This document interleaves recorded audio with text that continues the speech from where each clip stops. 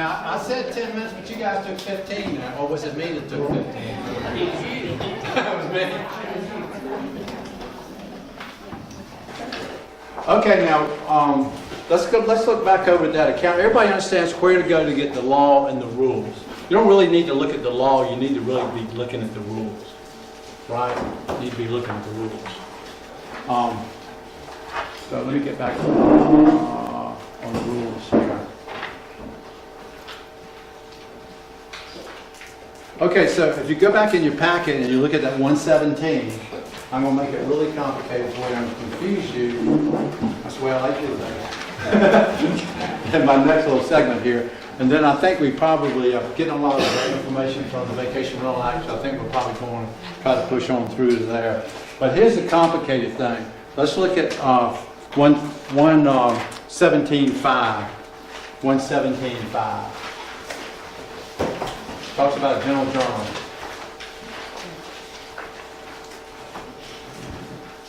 Everybody kind of find that? This talks about the general journal. Okay, so when we sat around the table, well, it says general journal, check register, or check stubs. It's your running balance of funds. So there's a requirement to maintain a running balance of funds on your trust account at all times. After you have bank deposits, it's got to be posted to this journal. After you have bank disbursements, it's got to be posted to this journal. So, and we just call it a journal. You know, we define it as a journal. Other people call it a bank register. A lot of software programs have bank registers. They call it bank transaction register, something like that. So your software should have that element. Your software's got to have that element in there. So your software should have a bank register or bank, so you know exactly what you got in the bank. And then E is where we get everybody. E is where a lot of licenses have had problems, and that's where reconciling your trust accounts. We talk about a trial balance in there. What in the world is a trial balance? What is a trial balance? And that's the most complicated thing in the world, because CPAs think of trial balances as general ledger trial balances. And most of your software systems have general ledger trial balances.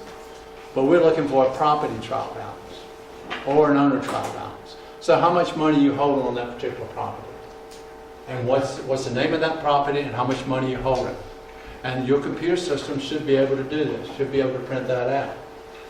Now, if this gets out of line, if your property balance says $115,000 and your journal says $110,000,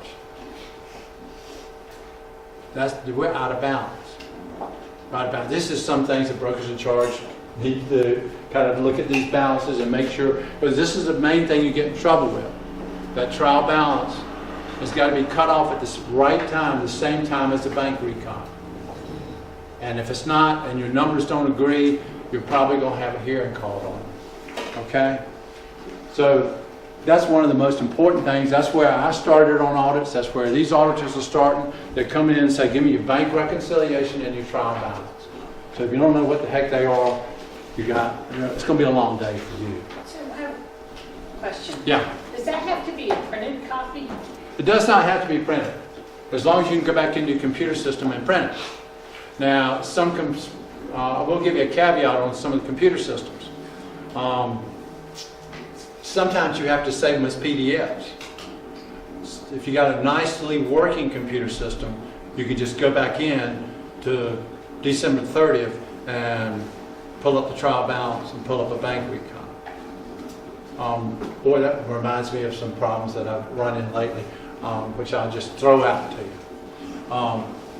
Checks that you void. Maybe you got an outstanding check that's sitting in there 6 months old and you want to void it, reissue it, or something.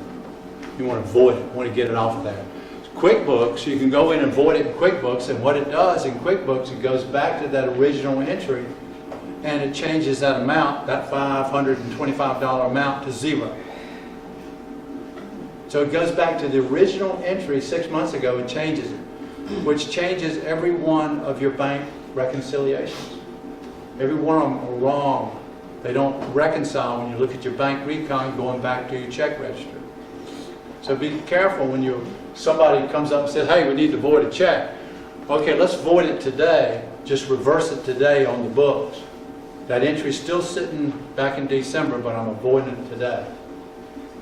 And one of the constant problems I find out there are old outstanding checks. Checks that are sitting out there, 6 months old. I've seen checks sitting out there for 1 cent.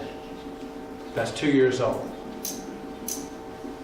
2 years old. I've seen this. So don't let your checks get old. When you get about 2 months down the line, find out what happened to that check. In some instances, we've gone back 3 years and looked at, or even longer, and looked at outstanding checks. And one of them was to a utility company. So here's an outstanding check to a utility company.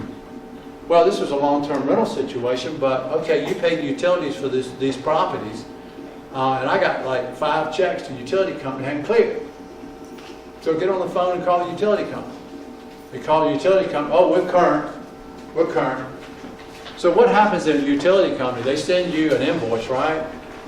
Invoice says you owe $125 for water or whatever it is, electricity, whatever it is, $125 this month.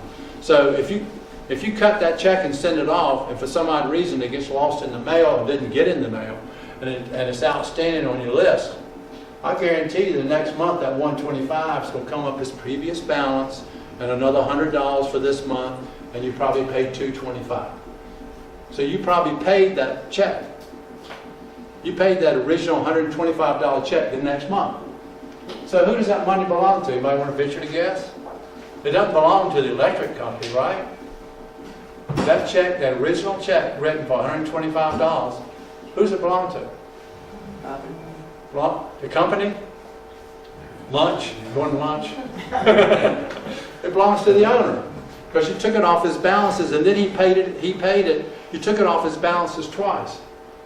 These are sort of situations that I come in and discover and help you with. That's kind of what I do. So all your outstanding checks are not necessarily belong to the payee on the check. Just keep that in mind when you go back to office and you're looking at checks 3 years old. Okay? Now, we talked a little bit about reconciliation, trial balance, and then if you look at F, I'm going to follow you. If you look at F, this is the short-term rental management rule. Okay, a broker acting as an agent for landlord for residential rental property for vacation rentals shall create and maintain subsidiary ledger sheets. Subsidiary ledger sheets. What in the heck is that? Hopefully your computer system will come up with some kind of subsidiary ledger sheets, and they accept a wide variety of these ledger sheets. They accept a wide variety of these ledger sheets. So the initial idea was a ledger and all the information went on the ledger. And I said, hey, that's not an owner's ledger. Because the owner in the situation is not, when you can pay money to the owner, it needs to flow to the owner's ledger, right? You can only flow over to the owner's statement when it's due, or when the owner's statement. So they said, okay, so we need subsidiary ledger. We need one for the owner, we need one for the taxes, reservation fees. That's 3 of them right there. And any other fees that we got going on. So I had to put this rule in because the attorneys disagreed with me and ledgers and all this sort of stuff. And so we put this rule in. So here's the owner transactions, rent that he has a right to, minus management fees. Here's the reservation fees we collected and the disbursements going to the owner, to the company. Here's the taxes and disbursement to the entities. That's the concept of subsidiary ledgers. And hopefully in your computer system, you can figure out how to get some of these subsidiary ledgers for these auditors. Let's move along here. I'm running a little slow, I think. Any questions? You probably got questions. Anybody got some questions on what we've covered so far?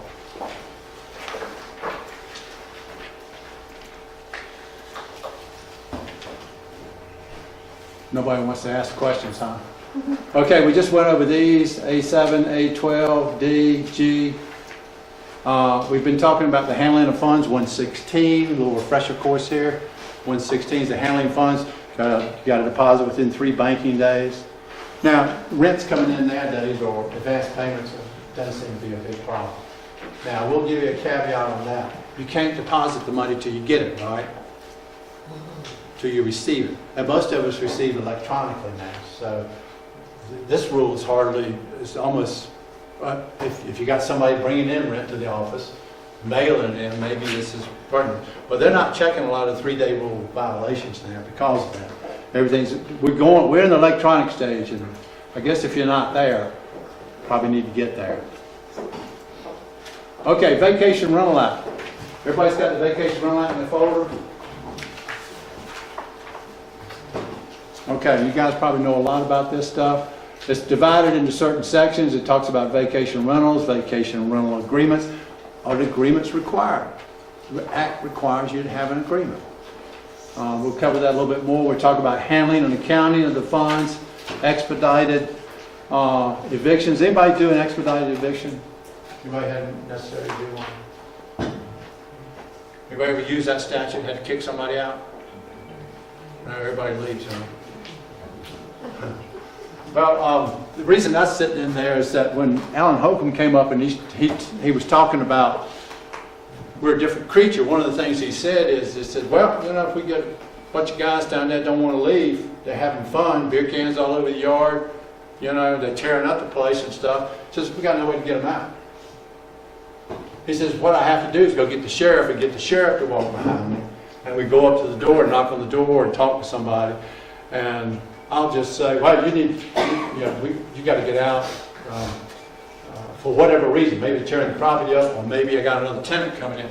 You know, I can't get them out. The only way I had I had to become friends with the sheriff and take him too. And as I told him to get out, the sheriff would nod his head. You know, sheriff didn't know anything about how to get him out of there. I was a judge. But he'd nod his head to people. He said, that's the only way. So this is the expedited to get people out of there. So probably won't even talk much about that. Okay, this act puts certain responsibilities and duties on the landlord and the tenants. And you got some general provisions we'll go over. The scope of this act, I was talking to somebody just at a break, the scope of this act, it covers real estate brokers and it also covers owners. So an owner is required to have written agreements, written leases, right? As we're going to see. An owner is required to have a trust account. Why does an owner have to have a trust account? Isn't that crazy? But they're required to have a trust account. So this act covers real estate brokers and owners. All right, so in the first part of this, it talks about advance payments, and it talks about what are advance payments. It gives you definitions in here. Advance payment, money collected before tenancy, basically what advance payments are. It defines the landlord, it's the owner of the property. Real estate broker is involved. Residential is for residential purposes. Now, I've ran into a young lady in Charlotte that does short-term rentals, but she rents to business people.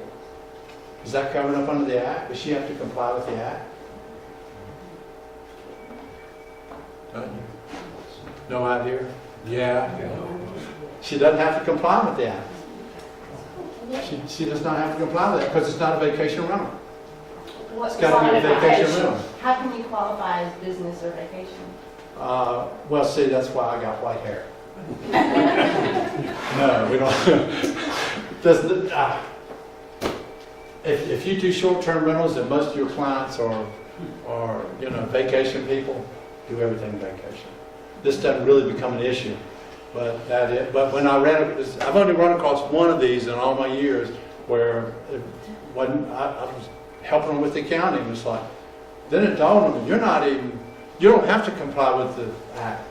Most of her rents came in right when people moved in. And they'd stay for, corporate people would rent for a month. You know, somebody from IBM was coming in for a month or whatever. And so she would do those type of rentals. Yeah. So, you don't have to comply with the Act. You don't have to comply with that. That's the only time I've ever run across one of those. It's got to be a rental of, I think probably everybody knows this, less than 90 days, and a requirement for a vacation rental agreement. Now, if you look up under here, let's pull out a vacation rental act. Who wasn't wanting to have this thing on vacation rental? So a written agreement, you got to have a written agreement, it is required. That'd be Article 2. A written agreement is required. And it's kind of interesting here, it says the real estate broker or landlord shall execute a vacation rental agreement, subject to all the provisions of this chapter.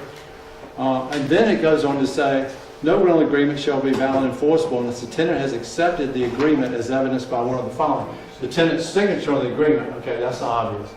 The tenant's payment of money, tenant's payment of monies, but here's what's kind of important here. After the tenant's receipt of the agreement. After the tenant's receipt. So you've got to create a written agreement and send it to them. You don't necessarily have to have a signature, right? Not according to B, right? You don't necessarily have to have a signature. But you've got to create that agreement and send it to them. You've got to communicate it to them. Okay? And that's sort of... Can you say that again? I got lost on that. Well, a written agreement is required. But as you read this, is it enforceable? It's enforceable once they sign it, or once you give them an agreement and they didn't sign it and they give you money. Okay. Enforceability. One of these. Yeah. It's sort of funny because we sat around the table and talked about what if the tenant refuses to sign it? So they had to put some kind of provisions in here. Now, if you don't do this, you're guilty of unfair and deceptive trade practices, right? I know you hate that. Why did we put that in there? But it's in there. If you look at number B, let's see, is it under number B? Any real estate broker who executes a vacation rental does not conform to this chapter, fails to execute a vacation rental agreement shall be guilty of unfair trade practices. That's a whole other statute. I've never seen this enforced, never seen a big problem with this. Yeah. It says the tenant taking possession of the property after the tenant has received the agreement. There's a couple companies that they enforce their cancellation policy without signature and before the tenant takes possession of the property. Is that, they said, I think they used the phrase, it was right by acceptance. As soon as the example was that they made a phone call reservation, the tenant paid for it, sent them the rental agreement, they did not sign it. They canceled and they still enforce their cancellation policy on this tenant. What's the cancellation policy? It was something outside of 50 days, you lose half of your deposit or something like that. But they hadn't signed it. This says that it's only after the tenant's taken possession of the property. Or sent money. Or send the money, or payment. If you got So the they money can. in there, I missed the whole. Yeah, they can do it based on that. But the whole thing is, if you don't execute an agreement, kind of at least have some evidence that you gave it to them. If you do have to do an expedited eviction, you can't do it. But doesn't seem to be a problem up here. You guys don't get those rowdy people up. Well, wait a minute. I'm sure you do. only in Boone. Only in Boone. It's only in Boone. You're blowing wrong. Okay. So it's kind of a little catch-all there. It doesn't really make a whole lot of difference on this. But if the commission will come in, they'll ask for probably a handful of agreements. I think the commission does letter audits, and they also do, they come to your office. They could drop in your office. I developed a letter audit years ago, and the intent of that was we send you a letter, and we're going to ask for certain things. Your bank reconciliation, your trial balances for the last 2 months, along with this, this, and this. And if you knew what to send in and everything looked good, we didn't go to your office. But if you didn't know what to send in, or you didn't respond to it, then we'd go to the office and we'd go see you. That's how to get a friendly auditor in the office, is don't respond to that letter. Do not respond to that letter. So they do audits 2 ways, letter audits, or they can drop in and see you. They're doing a heck of a lot more letter audits. Because they're doing what I did, kind of casting the net out. They're casting the net out to find out who they need to see. If you get the letter audit and send everything in and you're spot on, you probably get a letter back with maybe 1 or 2 little exceptions, and that's it. That's it. That's what you optimally want to do when you get that letter. If you can resolve the issue at the letter audit level, then you don't have to worry about the visit. You don't have to worry about the visit. That's what you want to do. You want to keep them out of the office. Okay, so did I clear that up for you? Yeah, I do have one follow-up. Okay. Not pertaining to that. We just went to a conference, and there was a guy who runs on the coast of North Carolina, and he refers to his tenants as guests of the property. Mhm. He went into I can't remember verbatim what he said, but he does not refer to the tenants as tenants because they can enforce different laws that they would, in instance of the forcible eviction, that because they are referred to as a tenant, it falls under, he was short term. He said it falls under more long-term stuff, and they could potentially stay in the property for up to 6 months because they were referred to as a tenant. So he changed all of his contract literature to refer to them as guests of the property. So they aren't actual tenants. Yeah, guest has more of a connotation of a temporary, Yeah, rather than, yeah, a guest, you can kick a guest out. you can kick a guest out. Tenant might be different. Yeah. Is that something that should be pursued? Is that- I don't know, that's probably a good legal question, not sure I can answer that question. I do know that doesn't VRBO call them guests? Yeah. They call them guests, and that whole industry out there wants to call them guests. So legally, I don't know if there's any different, I think if it looks like, smells like, tastes like, then it is tenant. He said that he'd gotten with his lawyer, and they thought that was the best approach, Oh. that they did that. So I don't know, I haven't asked anybody else. Yeah, I don't have a good answer to that question, except talk to maybe talk to the attorney. I don't see a lot of that, though. I see a lot of, in the short-term business, I do see a lot of guests. I do see a lot of guests, but when you look at the vacation rental agreement, I see tenant. You know. So when it comes down to signing agreements, that's what I'm seeing out there. So, now, requirement for notification under 4211, I think not everybody's even got this. I found one the other day, didn't have the notification. So I said, why haven't you got the notification on top of your written agreement? I said, you need to put that up there. And the commission would get pretty upset about this text not being on there. It's under 42A11A. And this applies even if you're an individual landlord, right? Oh yeah, applies if individual landlords. So an individual landlord, back to your owner question, if you do your own property, you've got to have some kind of lease with these things in it. You got to have that notice sitting in that lease. I've managed my own rental property at the beach, and I've got a lease. I sat down and wrote my own lease. I took the realtor's lease and took out what I didn't like. I actually wrote my own lease. So,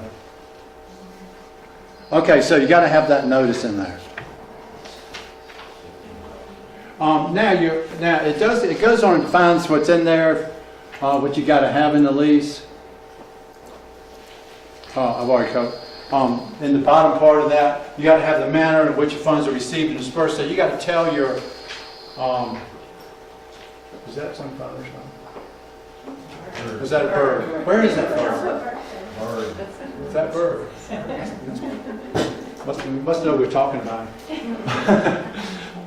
So in that lease, you've got to say something about, you got to have something about processing fees. And then you've got to have in there, we're dispersing the processing fee right off the bat.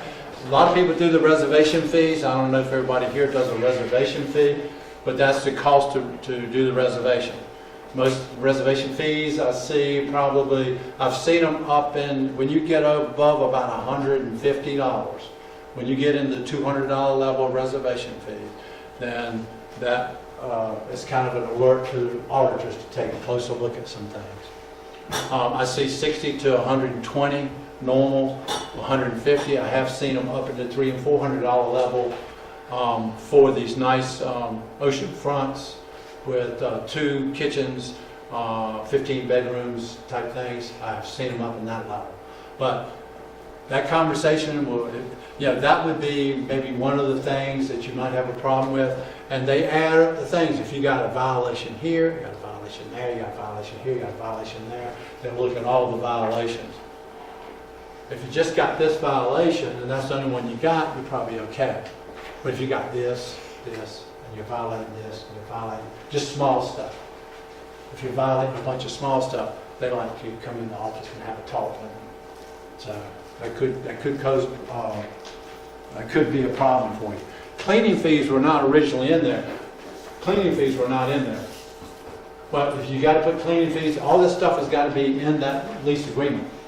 You gotta tell them you're dispersing, how you disperse it. If you're gonna disperse that 50% up front, you gotta tell them that. Does anybody do 50% disbursement up here? I won't, so I'm gonna, nobody does 50%. Everybody keeps it till departure or arrival. So you guys still doing it the same way? Okay. Okay, I like that. Matter of fact, so you guys would support legislation of taking the 50% rule out, wouldn't you? So I don't know where to get support for that. Okay. Can I ask a question here? Sure.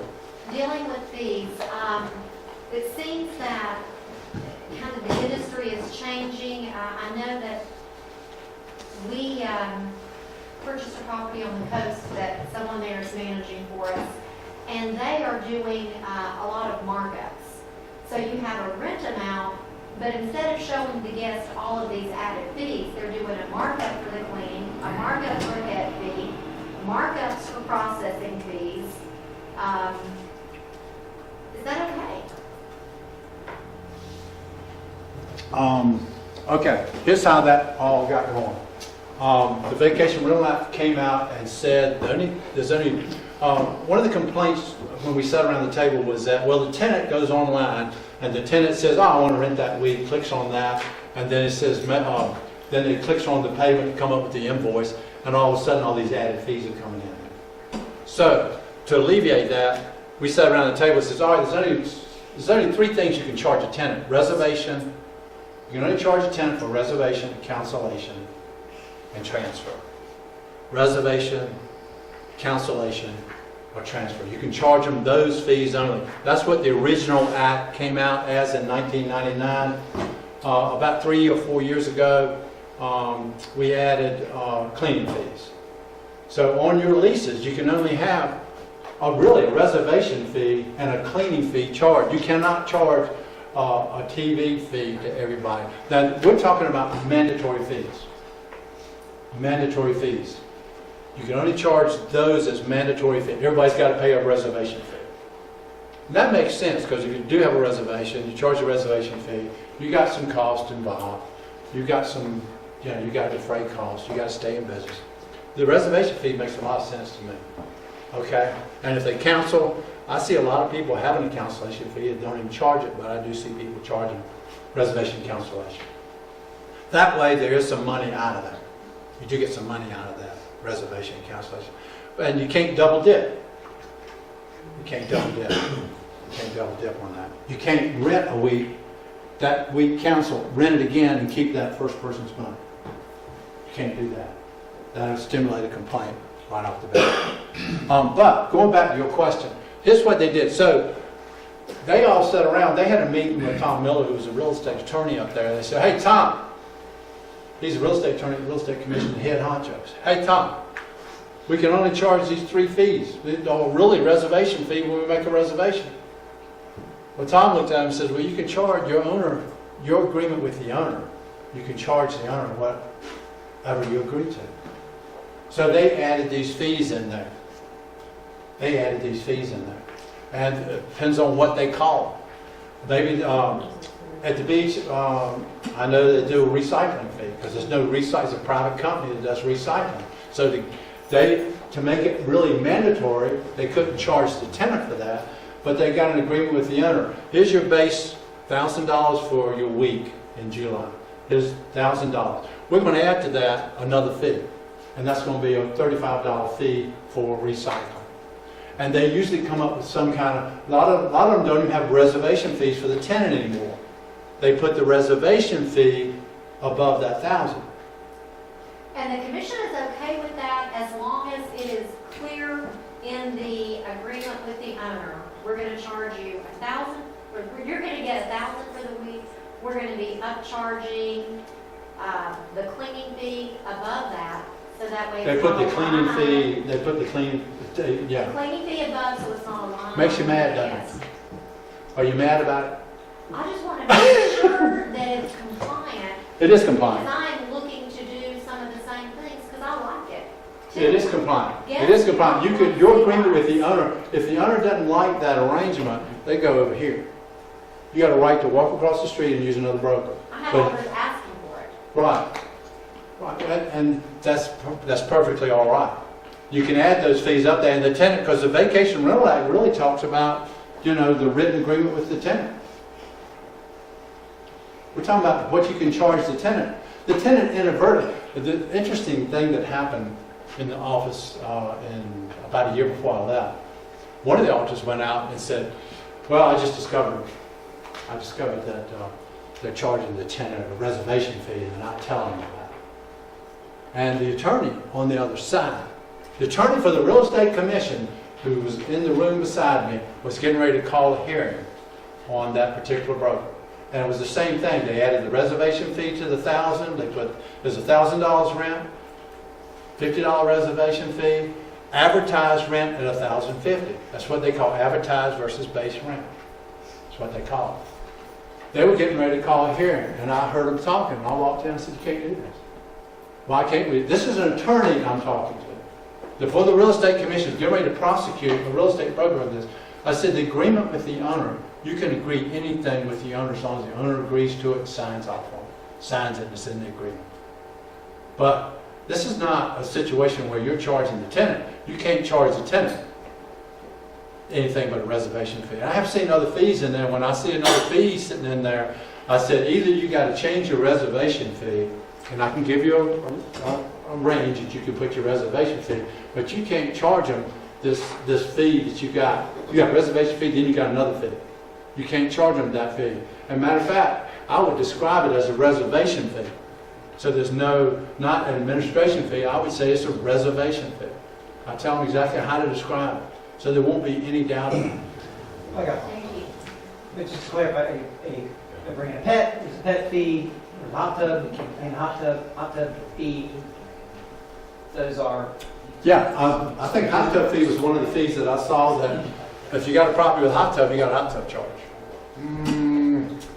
Well, what you need to do is raise the rent a little bit and put the hot tub over here. Or is the hot tub elective? If it is elective, I can either turn it down or I can accept it. It is not a mandatory fee. So the tenant can pay a hot tub fee if it's not a mandatory fee. In other words, everybody's got to pay a hot tub fee. There's a difference there. So this talking about mandatory fees versus a fee I can choose to pay and get the service.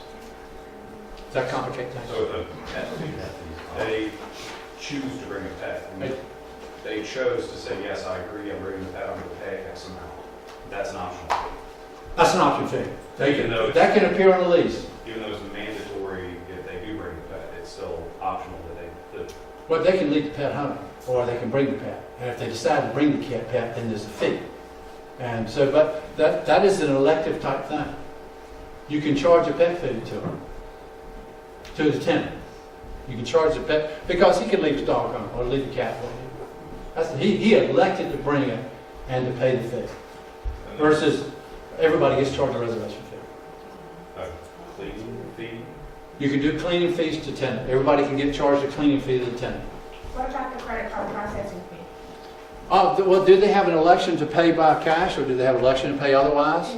Then they elected to do that, and if you elect to do that, there's a processing fee, so I don't see a problem. It's not a mandatory fee. so just to hammer it home, the mandatory hot tub fee. If you book said property, said hot tub, you have to pay a hot tub fee regardless. That's not kosher. I would take it off the mandatory part of that. I would make it elective. I'll pay the $50-$100 or whatever. They got to come out and drain it and clean it and fill it back up and all that stuff. It costs more money to do that. If we have owners asking for that, usually we just build into the rate, but some say, Or you can build it into the rate and charge it to your owner. Right. $1,000, $75 hot tub fee, advertised fee, $1,075 for the week. You can do that. That's the way to do it. So what you want to do is do it in such a way that there's no question about it. So taking that a step further, now that we have the VRBO and Airbnb, is you can't have a line item on those third-party sites for your pet fee, which is optional.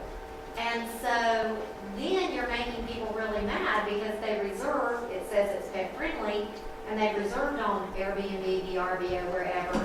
Then you send them the letter stating, now if you're bringing your pet, there's X amount of fee, please let us know. You know, and then they're curious. So with that, you can then also do maybe just an across-the-board upcharge that would cover a pet fee and just, again, make it that advertised rate and not deal with it. And no pet fee? Correct? Correct. There is a difference between pet fee and a pet deposit, right?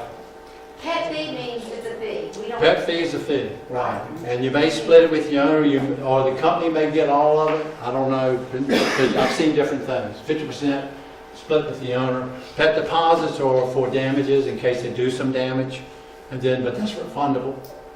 It's just so much work with Airbnb and VRBO, you know, to have to deal with, okay, are you bringing a pet? Well, now you're going to have to pay, and then that almost fight back and forth with some of those people's. Commission is okay with us doing an upcharge, period, and just saying, bring up to 2. I would put it on the owner's side. I'd add it into the rent. Okay, That's what I would do. very good. That way, there's no question. You don't have to have that conversation with the auditor. I like that. We just did that, and it's working really well. Yeah, I like that, no conversation about it. Yeah, that takes time. And then they sit and talk about that stuff. Yeah, the VRBO, who was talking, I think they send half of everything they collect, right? Which is half of, are you doing security deposits? You have the option, you can do security deposits, right? Yeah. While I'm on that subject matter, I hadn't got that on the agenda, so I guess why don't we dive into the security deposit issue real quick. Used to be that everybody collected, especially at the beach, I don't know what they did up here, but they charge you $200 security deposit for damages, and they've gotten away from that. They don't like that. And this is one of the fees that you could add into. Matter of fact, the way to do this, the way to do a security deposit fee, you might call it, or a damage waiver fee, is to add it to the rent. $1,000 plus $50 per rental or $25 per rental, and that money goes, you'll have an agreement with your owner that that $25 goes into a little pool, and if you've got some damage to your property caused by a tenant, you let us know, and we'll go in and take a look at it and mitigate it for you. Kind of a self-insurance deal. But you can't offer that to your tenants, because you're getting into, if you offer them security deposit waiver insurance, and you're self-insured, then you have to be an insurance agent to do that, and you have to have a product to back it up, an underwriter to back it up. Okay, let me do that. Let me say that one more time. If you're offering security deposit waiver insurance as an option, not a mandatory fee, not a mandatory, as an option, if you're offering that to your tenants as an option, you can't, you've got to be an insurance agent, and you got to have a product backing it up. You got to have an underwriter backing it up. So that's why everybody's taking it off from the tenants and just telling the tenants no security deposit is required. And they tell the owners, we will collect that $25 and put it in a pot. And if you come in and you've got a broken lampshade, let us know. We'll take a look at it and fix it for you. And people are making, real estate agents at the coast are making money off of it. I think they're making money. I don't know.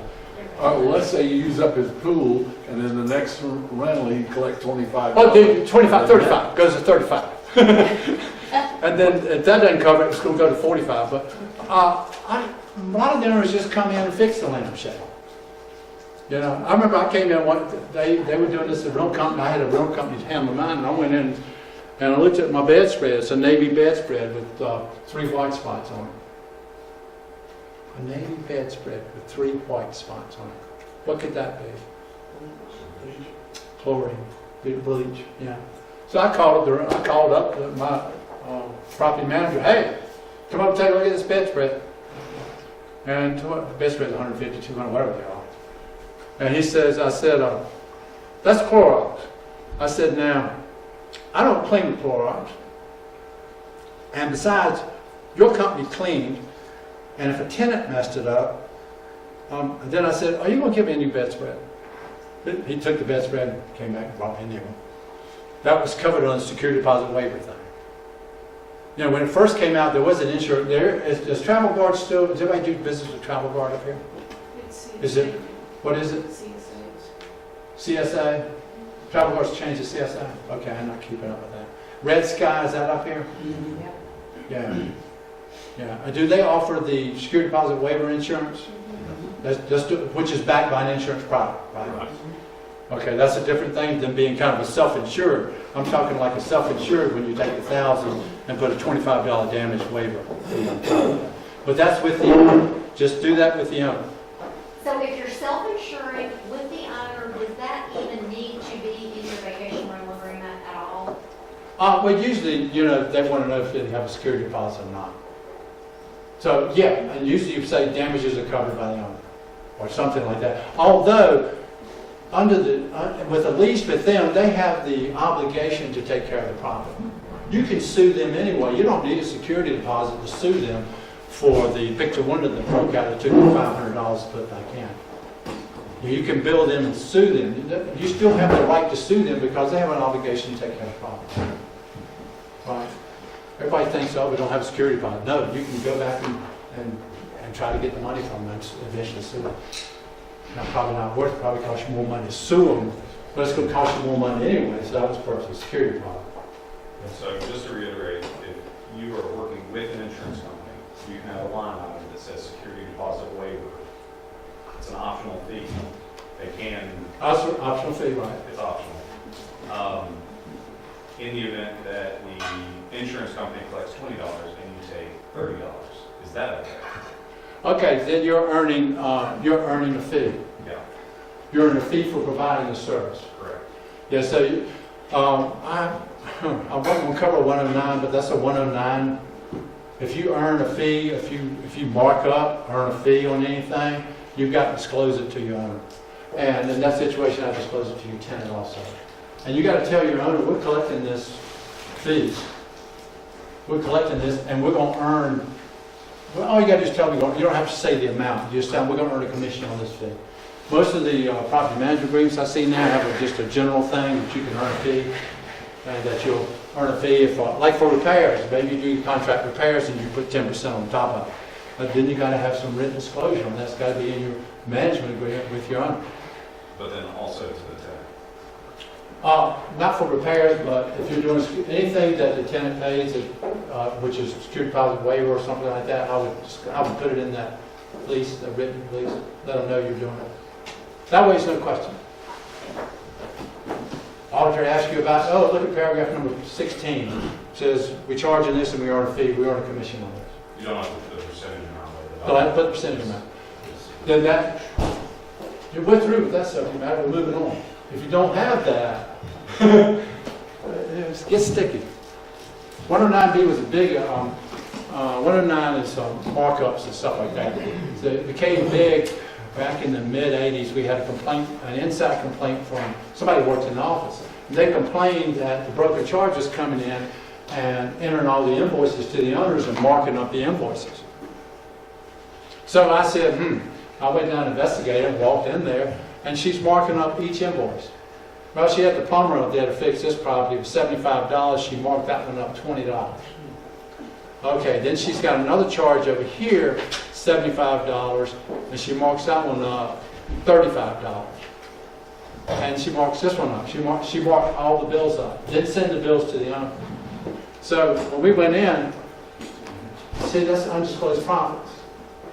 She eventually lost her license in the manner in which she did that, marking up. We have a rule that says you can't, if you mark up, it's okay to mark up. You just got to tell them. You got to have written disclosure. Best way to do that is in an agreement. What section is it? 109. 109. So in that, you could put it in the owner agent agreement originally. You Right. don't have to put it on the invoice, like line item. I like it on the invoice too. Really like that. Say, we got a lot of the realtor agreements have that we're going to do repairs and we can mark them up by a set percentage, and you put in your number or fill in the blanks sort of thing. You know, that suffices. But I also like it, a 10% markup, $100 from the plumber, 10% profit, 110 total charge to you, the owner. I like that. Not necessary, because you need written disclosure, so you need it in the lease. No, you need it in the property management agreement. So just to clarify, sorry, we're beating the horse pretty good, but if you are kind of self-insuring, so to speak, there is a line item, it's not backed by any product, there's no insurance company, it's just, hey, $50, this covers accidental issues, call it what you want. You're saying that's okay to do, but don't have it as a separate line item, build it into the rent, for example. Build it Yeah, into the rent. renter, that, hey, $50 at every reservation, we're putting over here. Right, it's actually an agreement with your owner. Okay. It's an agreement with the owner, not the tenant. Agreement with the owner. Hey, we're gonna do $50 on every reservation or whatever your fee is. And that fee is not really your rent, it's gonna be what we call a damage waiver fee.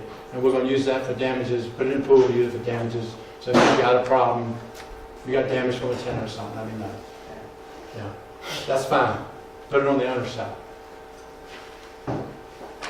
If you do collect security deposit, if you're working with VRBO and they collect $300, for instance, are they subject to trust account guidelines? They have to keep it in a trust account as soon as they... They're not, VRBO is a facilitator, they're not, they're not. You never receive the money per se, but just Yeah. they hold it, I think a lot of them do that by credit card, right? They just refund by the credit card.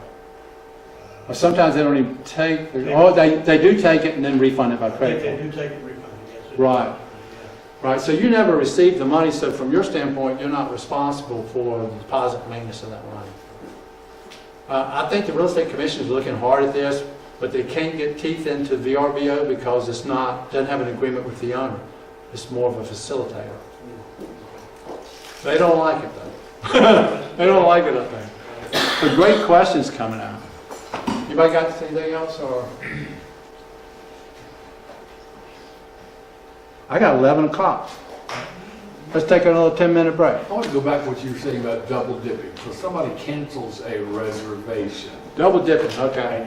And you charge them a cancellation fee. You can do but that. You re-rent that week. That doesn't affect your cancellation. No. fee. No, you got to send the money back to, you can't keep the money. The rental money minus. You got to send it back to the tenant, Right. minus the cancellation fee. Okay. You can't, if you got 1,000 here and 1,000 for the same week, and you account for it, take your commission, send it to the owner, you can't do that. I just want to make sure. That's the double dipping. Cancellation fee. What if you don't re-rent it at the terms that you rented it the first time? Well, your leases, your written leases would govern whatever you've got in your lease for the cancellation policy and the keeping of that rent. Most of what I see, a lot of them, if you don't cancel within 15 days prior to it, then it's non-refundable after 15 days before your occupancy. But even when I see that policy, I see them most of the time refunding it for public relations. Calling the owner, you might want to touch, you're an agent for the owner, so you call the owner. But if you end up having to do a last minute booking at a lower rate, are you're not permitted to keep anything with cancellation? That's right. That's right. I mean, you may be able to keep a little increment in there if you want to get real particular about it. You're right. It's not worth it. Yeah, it's not, probably not worth it from the public relations standpoint. Let's take 10 minutes. Everybody stretch out. Let's take 10 minutes.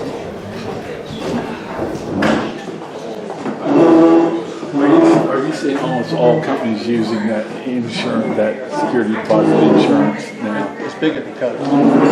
Everybody's really stopped the, I think they use Red Sky today, but everybody's kind of stopped that.